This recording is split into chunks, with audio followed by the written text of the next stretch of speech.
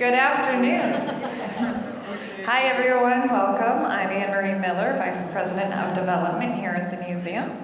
Thank you for joining us on this very special day here as we honor Colonel Fritz.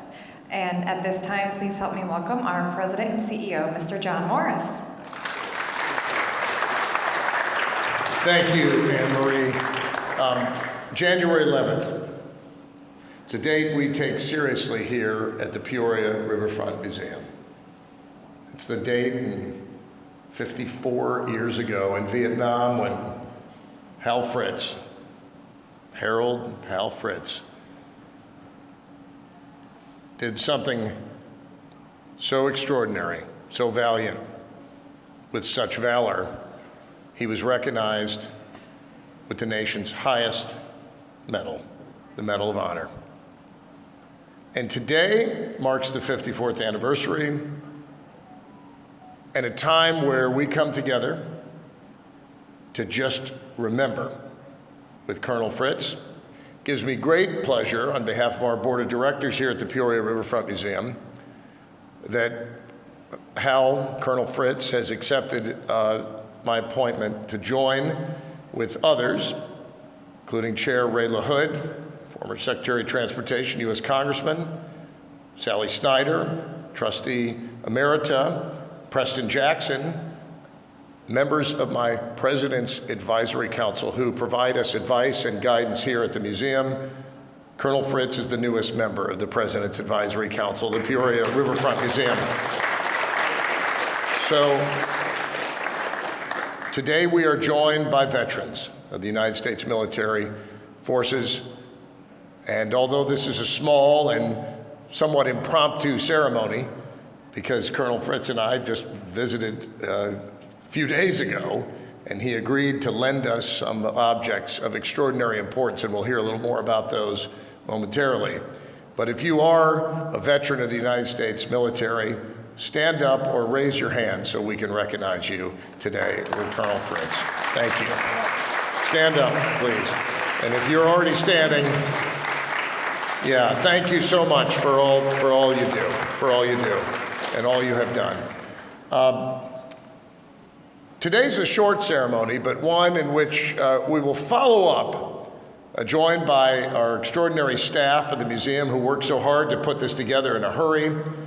We'll follow up by seeing a new display with new objects from the collection of Colonel Fritz, including the return of the cigarette lighter that he had in his breast pocket in Vietnam that day, the dent still fresh 54 years later from taking a bullet, that cigarette lighter, although Colonel Fritz likes to say he doesn't condone smoking today, but had he not had it in his pocket on that day, he would not have been able to save the lives of all of his men, which he did so valiantly.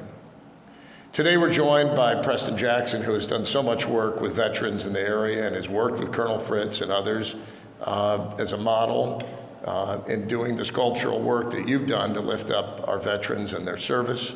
We are joined by Colonel Fritz's family. Raise your hand so we can recognize you, including his son, both sons, but whose birthday, 39th birthday, is today. On the date, we commemorate the act of valor. So happy birthday to you. Thank you to the Fritz family who've been so close with the museum. So at this time, in the presence of the most extraordinary Christmas tree in the state of Illinois, the Tree of Honor, we call it, with ornaments. This will come down this weekend. America's Gold Star Families erects this tree for the 5th year running, and each ornament on that tree features the photograph of a loved one who was lost, last full measure of devotion they gave to our freedom. And the museum likes to tell the stories that inspire people, inspire our children, inspire the future.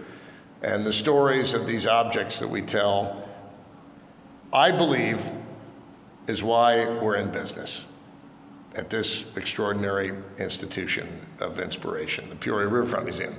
Today, I'd like to ask to come forward Secretary Ray LaHood, John Bierce, United States Marine Corps, to help interview, give a little color commentary to the man of the hour, help me recognize Medal of Honor recipient, U.S. Army, Colonel Hal Fritz. Three of you, would you come forward? Colonel Fritz. So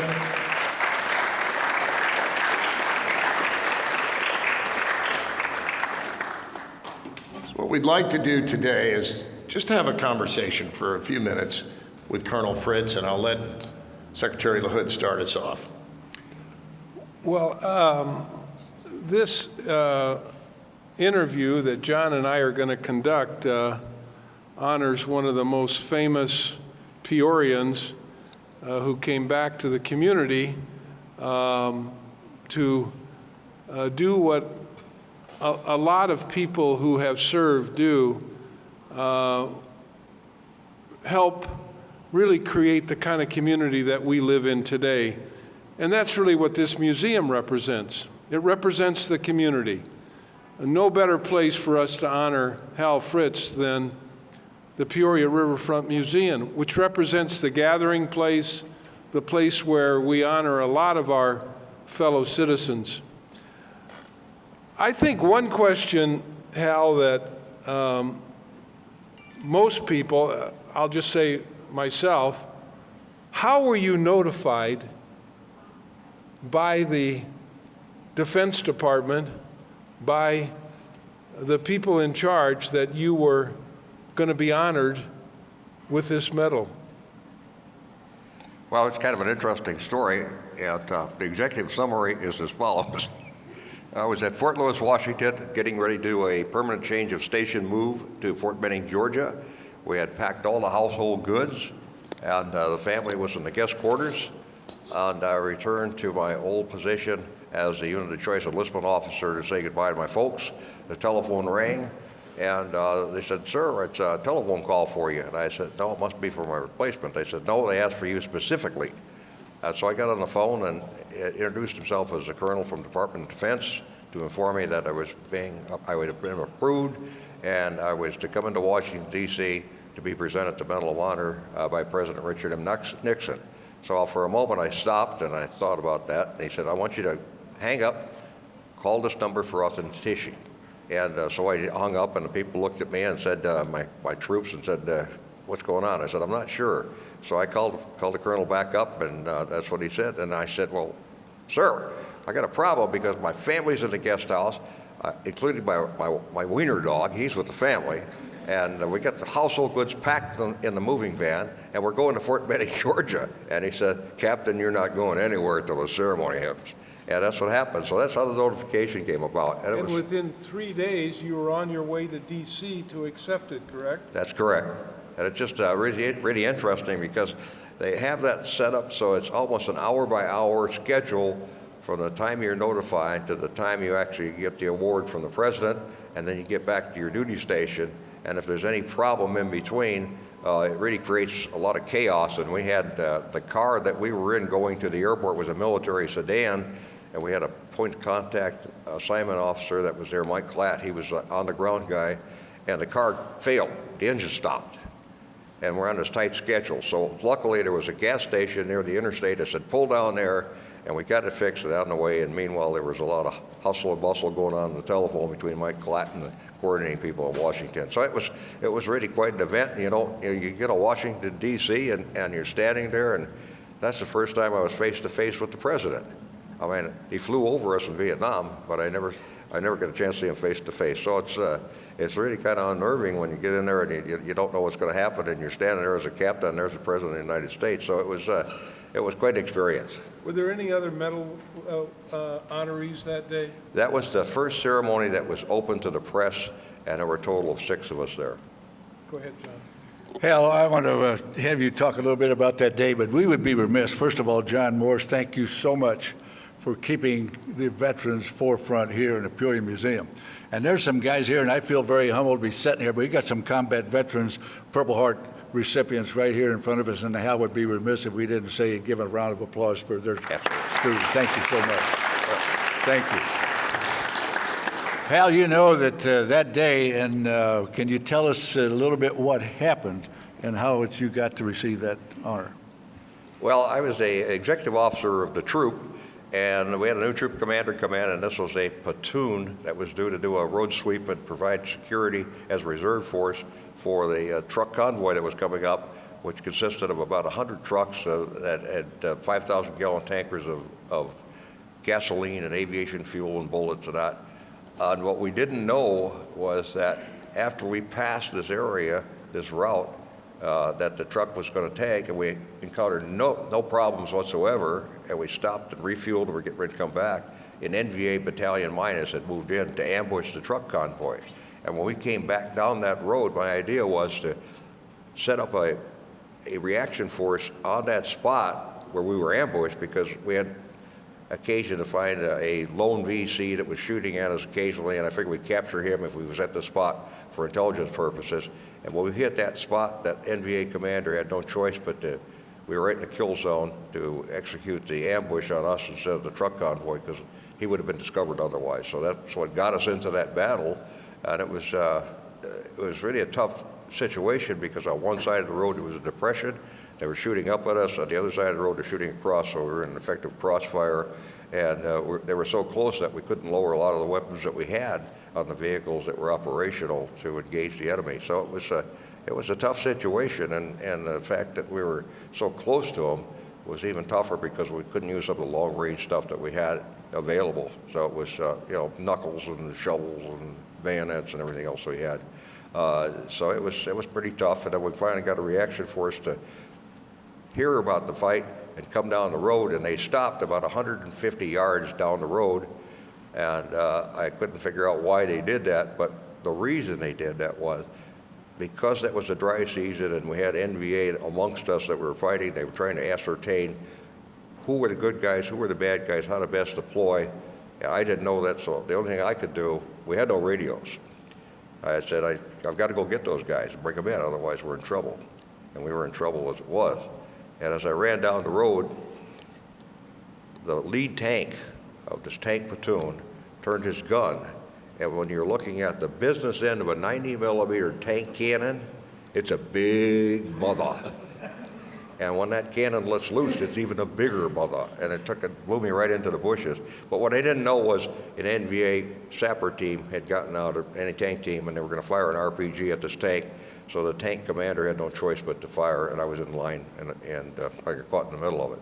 But we did we got everybody out of there. We got them evacuated, and we got some pretty good intelligence out of it. Unfortunately, I lost two of my troopers that were killed in my vehicle, and that's tough when you lose anybody. So. I understand, too, that during that time when Hal was wounded, and I've been able to travel around the country with him to some Medal of Honor events, and that they cut your clothes off, and he found out that he really didn't think he was as wounded as bad as everybody thought he was. He found some more clothes, got a Jeep, and where'd you go?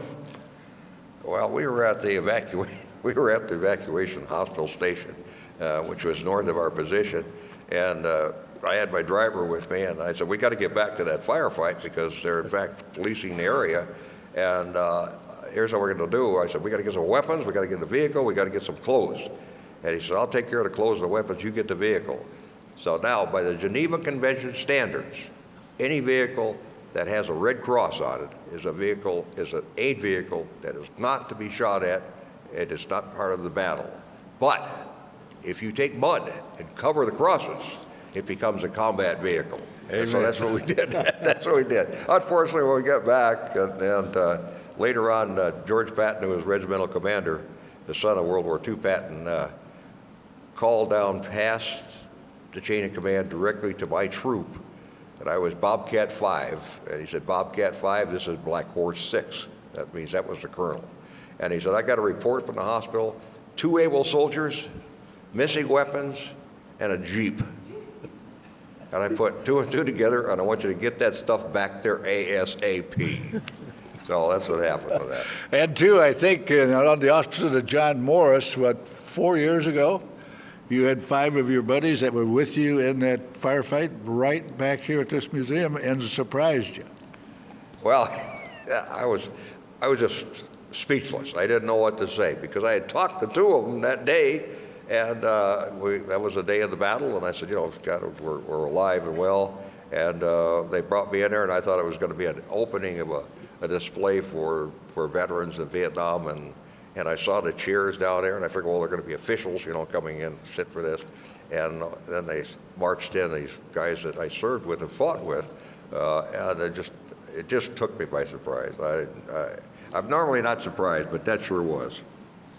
Some of you will have a chance to look at the exhibit when we're finished here, but the one story that I think is most significant is the Zippo lighter story. For some of these young people here, you probably don't know what a Zippo lighter is, but you'll see it on display. Tell the Zippo lighter story and how it saved your life. Well, when I got back, after we got back from the hospital, I went with the Jeep, and one of my troops picked this lighter up and handed it to me. And said, Lieutenant, here's your lighter, because it had my name on it, and it said, with love, Mary. And it was in my pocket, and I had this big bruise on my chest, along with other wounds. And I determined that the lighter was in my pocket that took around, and if I hadn't had the lighter in there, it would have pierced my heart. So, as I tell people, I'm not an advocate of smoking. Occasionally I have a cigar, but if I didn't have the lighter in my pocket, then I wouldn't be here. And I had Michael, my son, when he was a wee little tot. It was getting his birthday, and he looked up at me, and we'd taken the lighters a couple places, and he knew about it. And I said, what do you think, Mike? And he says, Dad, you know your lighter? I says, yeah, the one that got shot in Vietnam? He says, yeah, Dad, that lighter. Okay, what about it? He said, Dad, when you croak, can I have the lighter? I said, okay, we got a deal. So that was, the lighter did. And that lighter still worked after it got hit. I couldn't take it apart. It's in the display case. But it was something that saved my life. I really did. Yeah. Let me, I know I'm not supposed to do this, John, but is there anybody here that would like to ask Hal a question? And we'll just see if any of you have anything you'd want to say that we missed. Bruce, come up here and use the microphone, please, and introduce yourself. Yeah. I don't really need the microphone. Well, you do. Some of these people can't hear, so. No, I'll use it, thanks. Mike Miller and I are we're big fans of the M60 machine gun. I was a machine gunner on a helicopter in Vietnam. Mike was a machine gunner on the ground. We've often talked about this is the best weapon that was ever invented, the M60 machine gun. And so I want to get Hal's opinion about that and ask Hal if he had access to an M60 that day, if he got to use an M60 that day, if he wished he'd had more M60 machine guns that day. And just anything you could think of about the M60 machine gun in relation to your fight and your opinion about it, Hal. Well, that is a fantastic firearm, and it never fails you. And we had one during that battle. I used one during that battle. All my vehicles were equipped with them, and they're so dependable. The one that we were shooting there, you'll see in the painting, my driver's shooting that got so hot that he had to change barrels, and it has a quick change capability to change barrels on it. That particular machine gun saved a lot of lives on the battlefield because of the ability that it was reliable. It put out a lot of firepower, and it just saved a lot of lives. So that's, to me, it's got my thumbs up 100%. Let me just ask Hal if there's anything else he'd like to wrap up with, and then we'll have a few closing comments. Okay. Well, I think I want to thank all the guys out here that were the boots on the ground, or boots on the helicopters, or boots on the ships that serve, because, man, your service is really appreciated, and it's just the sacrifice you made. And I tell you, I worked with Preston Jackson on the statue for the Korean soldier that's in the memorial, and it's fantastic working with him, and there's a guy that's really dedicated. But all the troops out here, all the fellows and gals that served, I really appreciate your service, and thank you very much. And even John Pierce, I like him, even though he's a blank guy. Let me just say that finish where I started. What this tree represents, what Hal represents, what this museum represents, John, your entire team, phenomenal what you're doing here today by honoring all of the pictures of people, Central Illinoisans, and these gentlemen here, and Hal. This is a great honor for all of us to be in the presence of Hal Fritz, a fellow Peorian, fellow Central Illinoisan, somebody who came back and has made our community the great community that it is. Hal, thank you, not only for your service, but for coming back to Peoria and being part of our community. We're blessed by the Peoria Riverfront Museum and by Hal Fritz. Thank you all for coming today. Did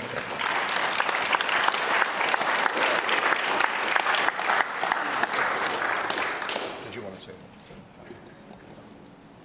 that? Well, I think it's important, what Ray brought out, that you take a look at that Christmas tree over there, the tree of honor, and you look at the photos, the ornaments. Those are our brothers and sisters. Those are sons and daughters. Those are our dads and uncles. Those are men and women that served and paid the ultimate price. And every one of those pictures on there is a soldier or sailor or Marine or airman that paid that price to defend freedom. And we just don't want to forget that. And I think this is a perfect place for it. And I think that in terms, I personally feel that the museum is the heartbeat of the community. John Morris and his staff, they do so much to honor the various groups, the youth, the scouts, the veterans, and the other community leaders, and he does a tremendous, tremendous job, and I think we need to give John a big round of applause. Thank you.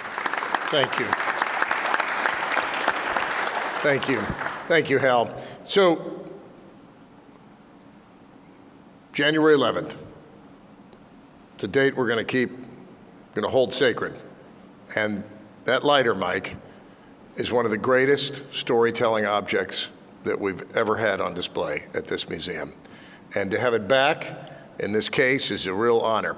To conclude, we talked about the staff today. They've worked very hard to put this together to keep this relationship, Colonel Fritz, with you going. I'd like our lead curator, Bill Conger, and our curator of history, Christina Romano, to come up and in conclusion tell you what is now on display in the case that Hal Fritz has lent us and his family. So Bill Conger and Christina Romano, in conclusion, we'll have some refreshments afterwards. Please join us. Thank you, veterans. Thank you for being here, and thank you for what you've done. Thanks to the staff and everything they do every day to help inspire people. And thanks for bringing that ringtone, because it's just perfect. So in conclusion, our lead curator, Bill Conger, and Christina Romano, curator of history, who've worked with Colonel Fritz. Thank you, John. We remain moved, and our experience is deepened every time we tell this story. It is miraculous. It is a story of leadership. It's a story of America. And with very little time, really, with a lot of things going on at the museum, our staff, Zach Zetterberg, Harry Sidebotham, and our curator of history, Christina Romano, quickly put this display together and worked with Colonel Fritz.